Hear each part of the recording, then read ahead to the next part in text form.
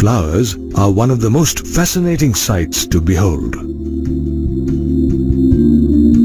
Incidentally, flowers also happen to be the site of sexual reproduction, as they contain the androecium and gynoecium, the male and female reproductive organs of a plant. You can see many variations in the gynoecium of different flowers. For example, the gynoecium can be monocarpous, consisting of a single pistil or carpel. Or it may be multicarpous, in which case we see several pistils in a single flower. Moreover, a multicarpellary gynoecium may be apocarpous, that is, the pistils are free,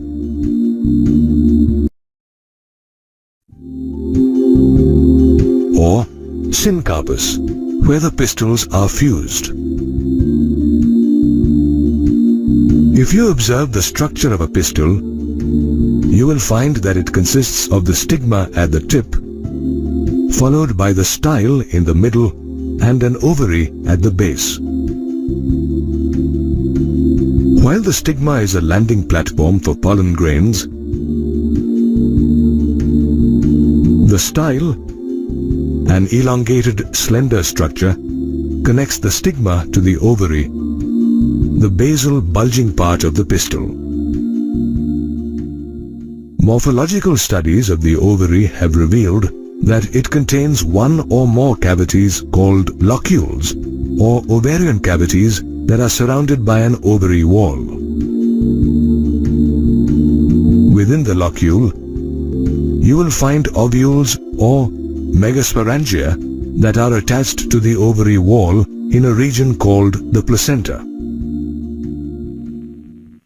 These ovules may be arranged in free central, axile, marginal, parietal, or basal placentation.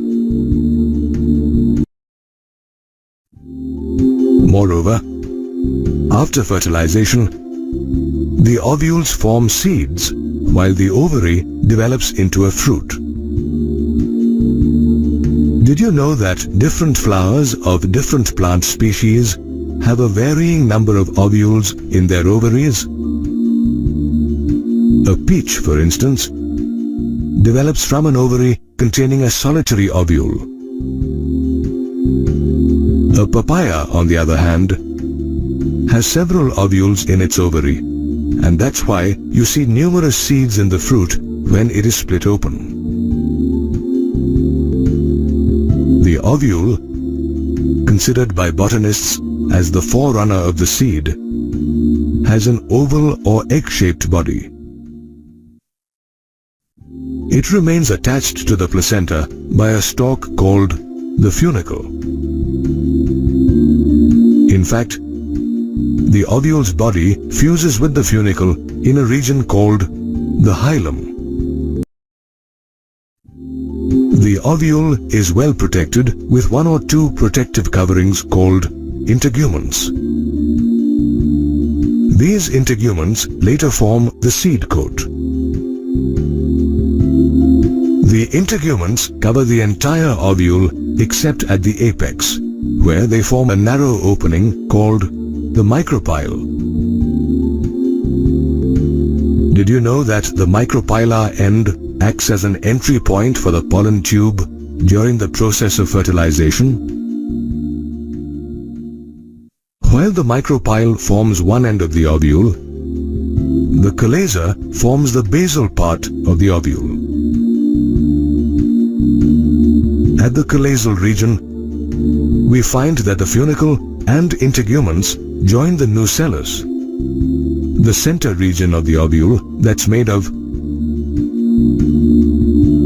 a mass of diploid, colorless, thin-walled, parenchymatous cells containing food reserve materials.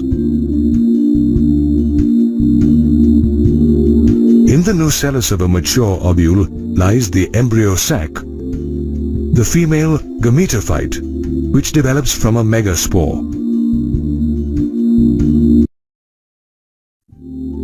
This megaspore is formed when one of the nucellus cells, towards its micropylar end, gets differentiated into a megaspore mother cell, which can be easily distinguished from other cells due to its large size, dense cytoplasm, and prominent nucleus.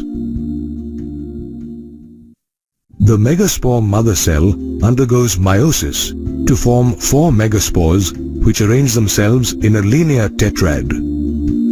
This process of formation of megaspores from the megaspore mother cell is called megasporogenesis. Of the 4 megaspores, usually the one near the chalazial end becomes functional, whereas the other 3 near the micropylar end degenerate. The functional megaspore enlarges and simultaneously undergoes mitotic division to form an embryo sac.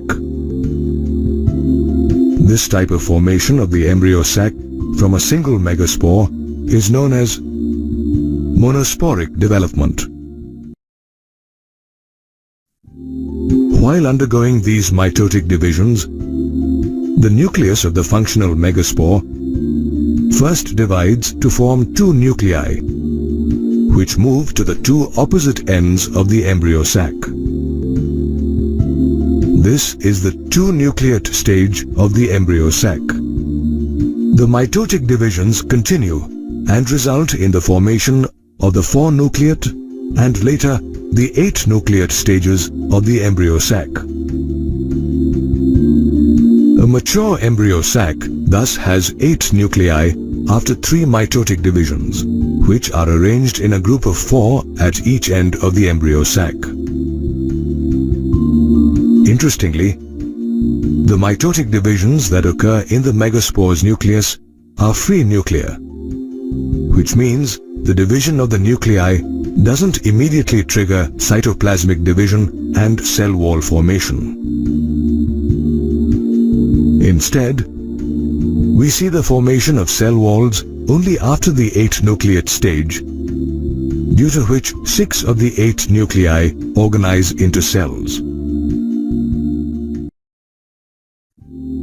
The 2 remaining nuclei, called polar nuclei, migrate to the center of the embryo sac.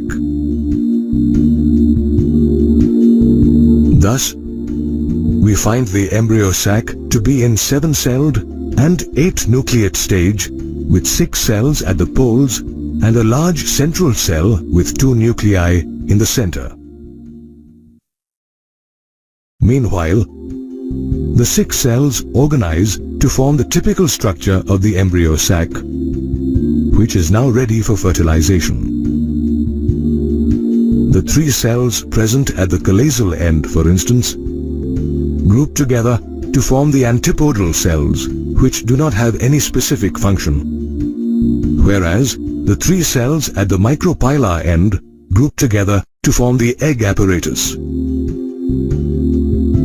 While one of the cells functions as an egg or the female gamete, the other 2 cells are called synergids. If you observe the micropylar tip of the synergids, you will notice special cellular thickenings called a filiform apparatus that guides the pollen grains into the synergid. The synergids, as well as other cells, form the embryo sac, the female gametophyte born inside the pistil.